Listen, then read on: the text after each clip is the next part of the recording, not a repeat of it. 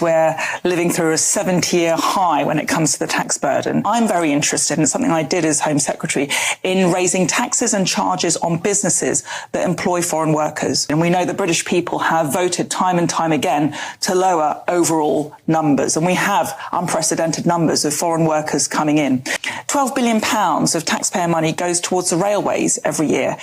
Is that value for money when many parts of the country see trains which are running nearly empty and sometimes not at all? Numbers of visas have gone up year on year. They've reached unprecedented levels, 700,000 net migration number last year. I think it's only right that we try and attach an economic consequence to that. And so if businesses were to cover the costs of people using health services, they were to increase the tax they pay because they were employing foreign workers, I think we'd see an increase in revenue, but also see a fall in net migration. We need to see a step change in the police response. They need to be enforcing the law. They need to be arresting people who are using threatening or abusive language. We need to be holding the police to account in a better way. And I would have liked to have seen an emergency law introduced to actually empower ministers and empower all of those policymakers who are responsible for this issue to actually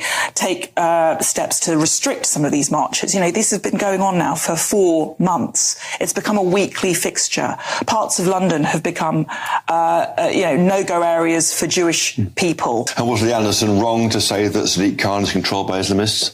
Listen, Lee Anderson is a great colleague of mine. I'm totally abhor the accusations that have been launched against him. He is not racist. He is not Islamophobic. He's calling out very poor performance by the Mayor of London, who has completely failed to hold the Met Commissioner to account. But the remark is not Islamophobic, and there's no problem like that's of that nature in the party. I don't think Lee Anderson is Islamophobic, not at all. Okay. The solution is actually ultimately to pass a law that excludes people from making individual claims, excludes the totality of international law, the European Convention of Human Rights, the Refugee Convention, which stymie our ability to control our borders.